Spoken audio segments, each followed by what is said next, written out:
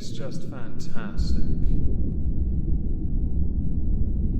Captain's Log, Subdates 220118.9. I, over the weekend, built a Lego guitar, ate a feckload of cake, and spent that weekend cleaning my quarters, because my crew decided to tinfoil it all and, well, override the lock, preventing me from exiting. Yes, they're all going to suffer for this. Welcome everyone to the Halls of Injustice. Today we welcome inmate number 111 to the ISO cubes. The man in question is called Guy Sims. No, he is not a generic name from a video game, although I could fully understand and appreciate how he might seem that way. Guy Sims, or Inmate 111, committed a crime. I know, shocker, right? But what makes this more amusing and serious is the fact that for quite a number of years, the 53-year-old from Bedford was a civil barrister, meaning he worked in law, so him breaking the law is quite serious. For the crimes that Guy Sims committed, there is a considerable amount of travel and grooming involved. The word grooming should be the, giveaway as to what it is Guy Sims did, along with using the internet to sate his hunger for younger blood. So with that all in mind, let us now go through the series of events that led up to and include his arrest.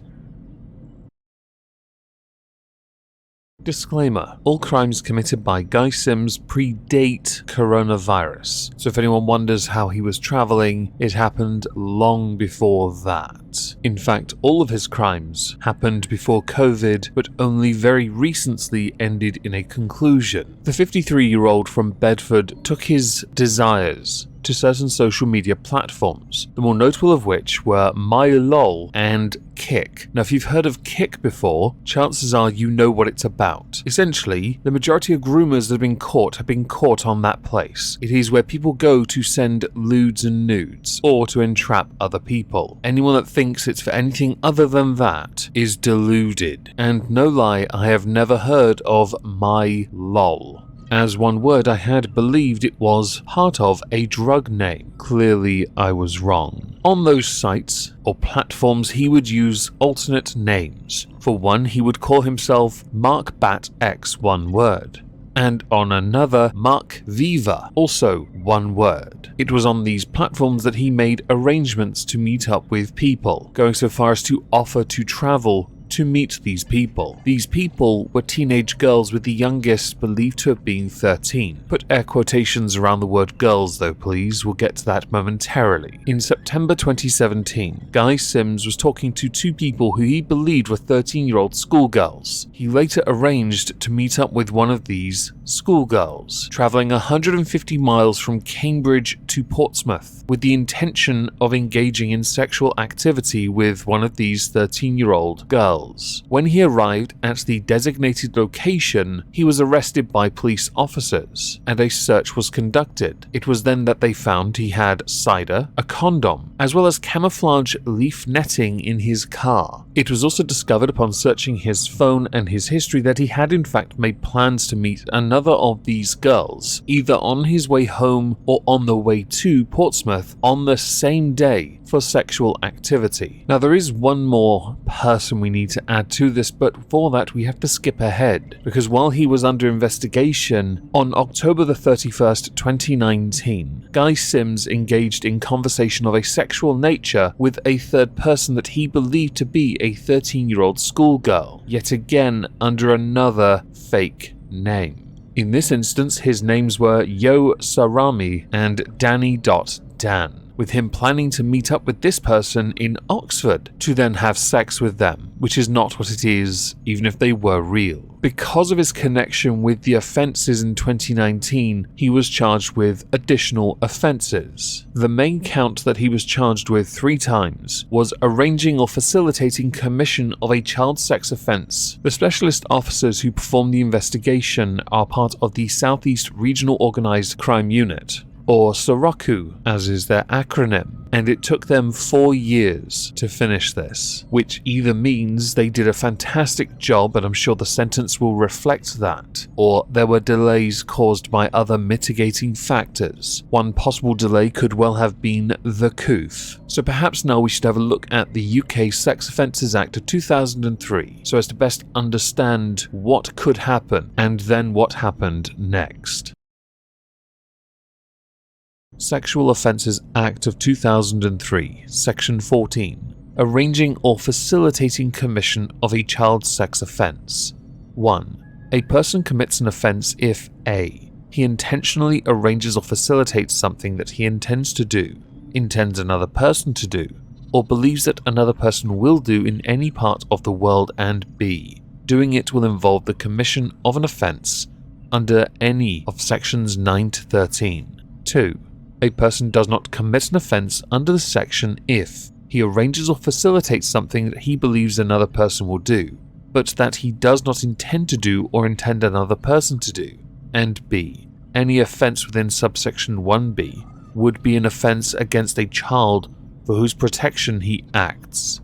3. For the purposes of subsection 2, a person acts for the protection of a child if he acts for the purposes of a. Protecting the child from sexually transmitted infection, b. Protecting the physical safety of the child, c. Preventing the child from becoming pregnant, or d. Promoting the child's emotional well-being by giving of advice, and not for the purposes of obtaining sexual gratification or for the purposes of causing or encouraging the activity constituting the offence within subsection 1b or the child's participation in it.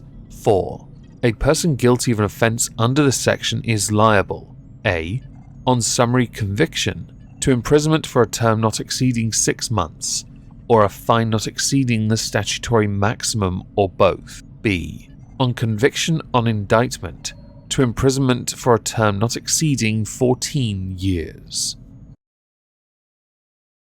When it comes to the trial itself, there's only one detail I can add that I've yet to actually introduce, and that's because all the articles I have sourced, linked in the pinned comments down below, all of them are essentially word for word copy and paste, meaning that we're not going to get much additional information from that. So the one additional detail that was found was that in the 2019 incident, he had claimed that he wanted to see if police officers were on the web hunting potential paedophiles. With what happened next, I'm not entirely sure they believed him, because after 4 hours of deliberation, a jury convicted him, found him guilty on all 3 counts, which means we go from this to sentencing and the guidelines. So Guy Sims, inmate number 111, found guilty of 3 counts of arranging or facilitating commission of a child sex offence by a unanimous jury, was sentenced to 3 years and 6 months in prison. He will also, as a consequence of his actions because of what he did for a living, be disbarred. There is no mention in the articles I've linked as to whether or not Guy Sims will be placed on the sex offenders register as well. This one's a bit of a weird one though, because all the victims in this were fake, and also the UK does not keep a public sex offenders register. You have to get the information from the police and apply for it on a .gov website. So what does the sentencing guidelines state? Triable either way with a maximum sentence of 14 years custody. When sentencing a section 14 offence, sentencers should refer to the guideline for the applicable substantive offence or arranging or facilitating under sections 9 to 12 of the Sex Offences Act of 2003. The level of harm should be determined by reference to the type of activity arranged or facilitated. Where the activity takes place, sentences should commensurate with the applicable starting point, and range will ordinarily be appropriate. No sexual activity need take place for a section 14 offence to be committed, including in instances where no child victim exists. In such cases, the court should identify the category of harm on the basis of the sexual activity the offender intended, and then apply a downward adjustment at step 2 to reflect the fact that no or lesser harm actually resulted. The extent of this adjustment will be specific to the facts of the case. In cases where an offender is only prevented by the police or others from conducting the intended sexual activity at a late stage, or where a child victim does not exist and, but for this fact, the offender would have carried out the intended sexual activity, a small reduction within the category range will usually be appropriate. Where, for instance, an offender voluntarily desisted at an early stage, a larger reduction is likely to be appropriate, potentially going outside the category range. As Guy Sims pled ignorant to an extent during the trial with the remark that he was looking for what the police were looking for, one can safely surmise he did not get a significant reduction. But as far as what we believe here go at the halls of injustice, 3 years and 6 months with a maximum of 14 years is not a good sentence for us, even if the victims were all fake. So our sentence, because we're dicks, will be 14 years in custody, spent on Titan. Now, as we are done, I would like to know very much what you think. Please do let me know in the comments down below. Hope you'll have a great day, and thank you all very much for listening.